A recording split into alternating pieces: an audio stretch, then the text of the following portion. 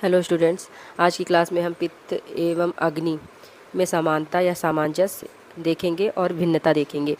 तो इसके पहले का अगर वीडियो आपको देखना है तो आप यूट्यूब पर वीडियो अपलोड है, आप इसको देख सकते हैं। ठीक है, तो हम स्टार्ट करते हैं आज का क्लास।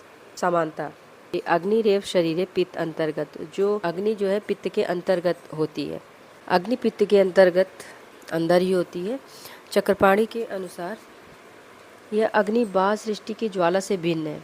मतलब बाह्य जो अग्नि होती है उससे शरीर की जो अग्नि होती है वो भिन्न होते, दोनों में भिन्नता होती है। पित्त में होने वाली उष्णता ही शरीर की अग्नि है। पित्त में होने वाली जो उष्णता है, एनर्जी है, वही शरीर की अग्नि होती है। आचार्य चक्रपाणी के अनुसार पित्त अंतर्गतः इति वचनेन शरीरे ज्वाला आदि युक्त वही निषेधेन पित्त ऊष्म रूपस्य वही दर्शयति। चरक सूत्र में बोला गया है, अर्थात पित्त में जो शारीरिक ज्वाला रहती है वह अग्नि से भिन्न है। पित्त की ऊष्मा ही शारीरिक अग्नि है। वाह ज्वाला अलग होती है, तो जो बाहर की अग्नि होती है ना, सृष्टि में जो अग्नि होती है वो अग्नि शरीर के अग्नि से भिन्न होती है। और जो पित्त की ऊष्मा है ना, ताप है, वही शारीरिक अग्नि होती है। इसको हम मॉडर्न साइंस में कैसे देख सकते हैं? उपर्युक्त विवरण से स्पष्ट होता है कि chemical, hormones, enzyme, pigment and neurotransmitter की एनर्जी ही अग्नि होती है। Actually these enzyme, bio catalysts, neuromodulators, chemicals, hormones, etc. remain in inactive form in the body.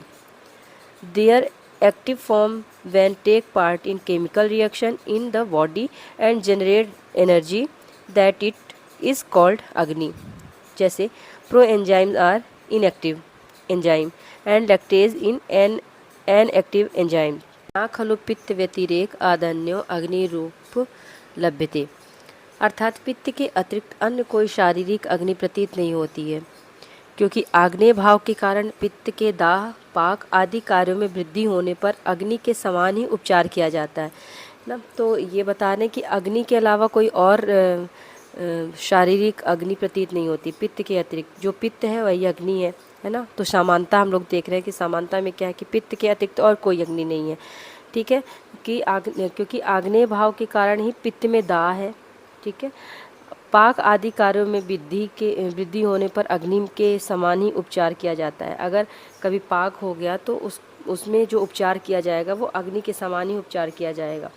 पित्त के क्षीण होने पर अग्नि गुण तुल्य उष्ण द्रव्यों के उपयोग करने से क्षीण पित्त की वृद्धि होती है। अगर कभी पित्त हमारा क्षीण हो जाता है तो उसको बढ़ाने के लिए हम उष्ण पदार्थ लेते हैं ताकि हमारा पित्त बढ़ जाए। और अगर कभी पित्त बढ़ जाता है तो उसके लिए हमको शीतल उपचार लेना चाहिए ताकि पित्त को शांत किया जा सके।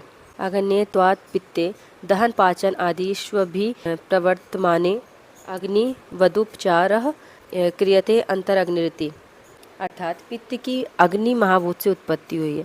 तो पित्त की जो हम पंच भौतिक संगठन देखते हैं तो आग्नेयम पित्तम है ना, पित्त जो है वो अग्नि महाभूत से उत्पत्ति होता है उसके शरीर में दहन पचन आदि कार्यों में विद्यमान रहने से एवं अग्नि के समान पित्त के उपचार से पित्त को ही अंतरअग्नि भी कहा गया है। तो पित्त को ही अंतरअग्नि कह रहे हैं क्योंकि उसके समान ही उसका दहन पाचन, शरीर में दहन पाचन जो है वो पित्त के समान ही हो रहा है। अग्नि के समान पित्त के उपचार में पित्त को ही अंतरअग्नि भी कहा जाता है। तो अगर क्षीणता होती है अग्नि पित्त की तो हम उसे उष्ण चीज़ दे रहे हैं, तो वहाँ भी अग्नि और पित्त को समान माना जा रहा है ना। और अंतरअग्नि भी कहा जाता है। अतः पित्त ही अग्नि है, पित्त के अतिरिक्त कोई अग्नि की सत्ता नहीं है। पित्त क्योंकि उसमें दहन पाचन कार्य करने की क्षमता है। आगे हम भिन्नता देखेंगे, अग्नि और पित्त में क्या भिन्नता है। डल्लहर ने कहा कि वास्तव में पित्त एवं अग्नि में भिन्नता है।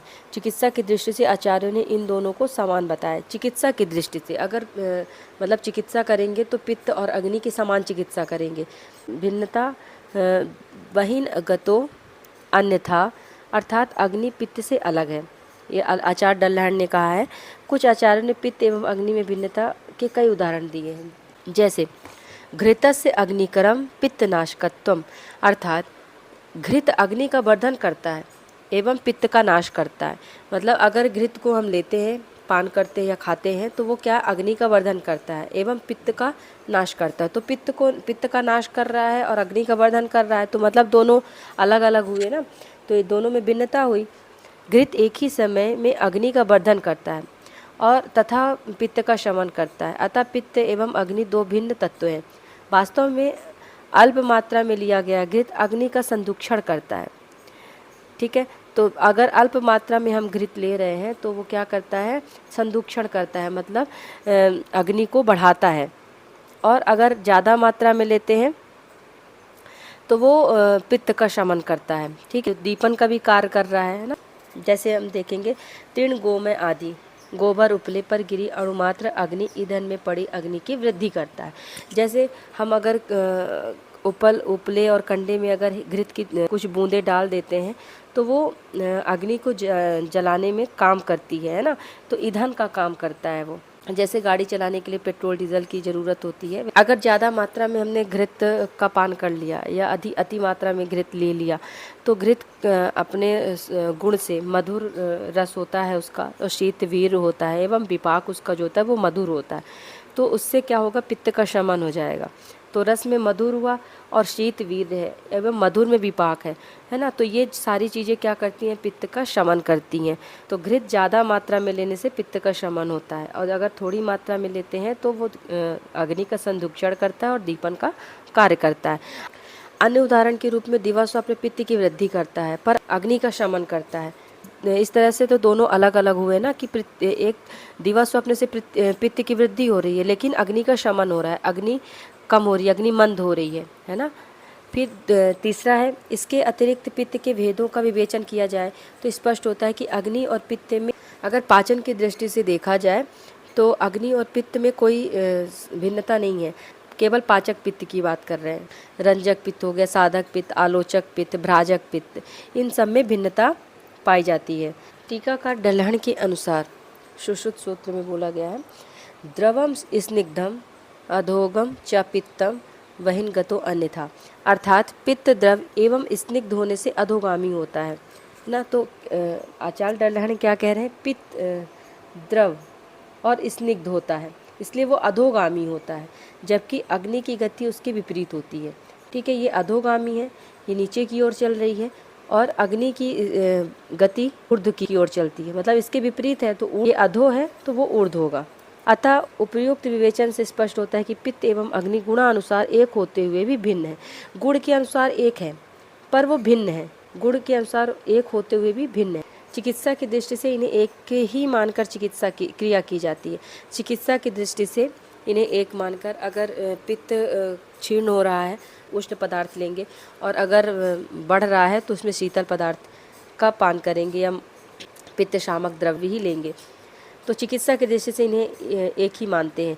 शरीर में उत्पन्न होने वाली ऊष्मा पित्त अंतर्गत ही होती है। जो शरीर की ऊष्मा है वो पित्त के अंतर्गत ही होती है। इस मूलभूत सिद्धांत का विरोध करना असंभव है। इसलिए यही कहना उचित है कि शरीर में अग्नि स्वतंत्र रूप से ना रहकर पित्त के आश्रय से ही रहती है। अग्नि is the energy inside the pit or chemicals, enzymes, biocatalyst, hormone, neurotransmitter. It is the activated chemical and enzyme